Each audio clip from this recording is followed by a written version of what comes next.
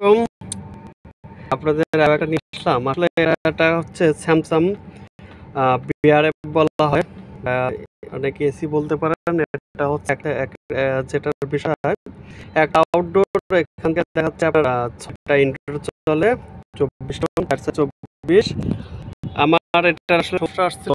আমি যে করছি আপনাদের সামনে যেটা নিয়ে আসছি সেটা বলানো। এই এসিটা আমার পাওয়ার আসতেছে, পাওয়ার থাকার পর কিন্তু আমার এসি চলতেছে না। যেটা দেখাচ্ছে এখানে কোড আসতেছিল তখন E425। তা ইউরো কোডটা আসার পর যখন আমি এটা দেখলাম, দেখেন এখানে আমি দেখাচ্ছি এবং এসে হাত দেওয়ার পর আমি যেটা আসলে কনফার্ম হয়েছি, এই দুটো হচ্ছে হিটিং। দেখেন আমার এই হিটসিংটা গরম হতে কিন্তু এটা হচ্ছে না। সার্কিট যখন ফুল কাজ করবে তখন কিন্তু ওর হিটসিং এর দুটাই গরম হয়, আর গরম হলে সার্কিট কাজ করবে। কারণ এই দেখেন এটার আসলে আমার দুটো কম্প্রেসারের জন্য দুটো সার্কিট। এটা হচ্ছে আমার এসি ইনপুট থেকে ফিউজ থেকে তারপর এই সার্কিট আসছে। আর এই সার্কিট যখন কাজ ঠিক করবে তখন হচ্ছে আপনার এই হিটসিংটা গরম থাকবে। এটা আমার গরম আছে, যেহেতু এটা গরম নয় তার মানে আমার বুঝতে হয়েছে যে আমার এখানে সমস্যা। পরে 425-এর যেটা দেখায় আপনার ফেজ ফেলার, যে কোনো একটা ফেজ মার খাইছে এরকম কিছু, এজন্য এটা চলে আসে। পরে আমি মাপার পর যেটা দেখতেছি আসলে এই ফিউজটা, যেটা আসলে এই কাজটা ঠিক না আপাতত আমার চালানোর জন্য এটা আমি করব, পরে আমি ফিউজ চেঞ্জ করে দেব। আসলে এটা একদমই ঠিক না বা চেক করার জন্য এই ফিউজটা দেখেন দেখতেছি মায়ের খাওয়া। কারণ এখানে আমার দেখাবে 440 ভোল্ট, সেখানে কিন্তু আমার দেখাচ্ছে এখানে 232। আসলে লিকেজ কারেন্ট বা কিছু সিস্টেম ফিউজগুলো থাকে, এই যে এই ফেজটার জন্যই আমি প্রত্যেকটা ধরার পর দেখেন 1টা 2টা 3টা ফেজ আসছে। এই হোয়াইটের যে ফেজটা এটা এখানে আসছে 1টা 2টা 3টা, এখান থেকে এখানে আসছে। তা আসলে এটা আছে, কিন্তু এগুলো কিন্তু আমার দুটা কম্প্রেসারের জন্য দুটো সার্কিট এখানে দেখাচ্ছে। এখানে একটা, এখানে একটা, এবং দুইটা ফ্যান আছে, আউটডোর ফ্যানও দুটা, ওই সাইডে আর একটা, দুটো ফ্যানের জন্য দুটো আউটডোর সার্কিট। এই যে কম্প্রেসার দুটা, যেহেতু এক একটা 12 টন করে কাজ করে, এই কম্প্রেসারে একটা জ্যাকেট পরানো অবশ্য। সেই মুহূর্তে আমি কি করছি, আমি এখানে আসার পর আপনার রিসেট দিছি, কিন্তু রিসেট দিলে পর অনেক সময় না বসলে যখন রিসেট দেবেন আসলে রিসেটে আমার দেখাচ্ছে যে না 425 এসি রান হচ্ছে না। তখন আমি কনফার্ম হওয়ার পর আমি এখান থেকে আগে আমি ফেজ মাপ দিছি, আমার এখানে ঠিক। যখন এখানে ঠিক তখন আমাকে, এটা হচ্ছে আমার কানেক্টর বক্স, এখান থেকে যখন মাপ দেওয়ার পর তখন আমাকে এখানে আসতে হচ্ছে।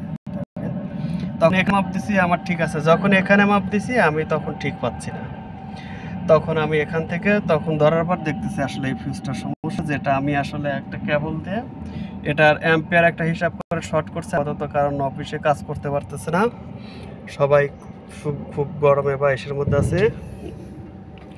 এগুলো এটা হচ্ছে ফিল্টারি, আর এটা হচ্ছে আপনার কম্বিনেশন যে সেট আপটা করা হয়, এটা কম্বিনেশন কেবল, এখান থেকে আর কি হয় ফিল্টার। এটা হচ্ছে মেন ইনভার্টার, এখান থেকে আপনার ফ্যান বলেন আর কম্প্রেসর বলেন এখান থেকে চলে। যা হোক, এই জন্য 425 ইউরো কোড বা যেগুলো আসে এগুলোর জন্য আপনারা হয়তো বা এটা দেখতে পারেন, এটা করতে পারেন।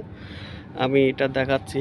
আর দেখেন ফিল্টার দিয়ে ঢাকা আছে, অবশ্য ফিল্টারিং করে দিছি, যেহেতু আমাদের এটা গার্মেন্টস। দেখেন প্রচুর ডাস্ট পরে, এর আগে ডাস্ট পরে কারণ সমস্যা, এই জন্য যারা দেখাচ্ছি দেখেন ফিল্টার নেট দিয়ে ফিল্টার করে দিছি। এরকম যাতে ডাস্ট পরে করে দিবেন, তাহলে দেখেন এটা ভালো থাকে।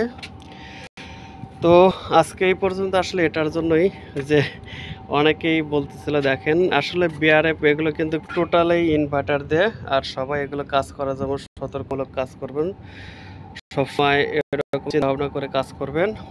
আর এর কিন্তু আপনার 4 বাল্বে কাজ করে। দেখেন এটা দিয়ে আপনার এটা করলে ঠান্ডা গরম দুটোই বের করা যায়। এটা হচ্ছে 4 বাল্ব, ঠান্ডা গরম দুটোই বের হয়। আমি বেশিরভাগ সময় আমার এসি বা অন্যান্য সুরক্ষার জন্য আসলে এটা গরমের সময় গরম বাতাস বের করি না, বন্ধ রাখি সার্ভিসিং করে, এটাই উত্তম। কারণ এগুলো ম্যানেজমেন্ট অফিসিয়াল কিছু লোকজন আছে, যত আপনি সুযোগ দিবেন তত পেতে চাইবে এই বাল্বগুলো, ঠিক আছে। এর জন্য আসলে ভাবলাম বিষয়টা একটু আপনাদের সাথে দেখানো বা শেয়ার করা উচিত, দেখানো দরকার, এই জন্য ভিডিওটা করা। আমি কি কাজ করি আর কি থাকি, কি প্যারায় থাকি, সকাল থেকে এখনও এখনও আসলে অন্য কিছু এই এসি নেই, খুব ব্যস্ত, খুব দৌড়ের উপর আছি। অনেকে হয়তো বা এই বিষয়ে করে, এই জন্য একটু দেখানোর চেষ্টা করলাম। আর এটা কিন্তু বিআরএফের সবসময় চিন্তা ভাবনা করবেন, এগুলো ই রেকর্ড দেখে ওটা অনুযায়ী কাজ করার চেষ্টা করবেন, বোঝার চেষ্টা করবেন। তো আর বেশি কথা বাড়াবো না, আজকে এই পর্যন্তই। আসসালামু আলাইকুম, সবাই ভালো থাকবেন এবং আমার জন্য দোয়া করবেন। সকলের সুস্থতা কামনা করছি। আল্লাহ হাফেজ।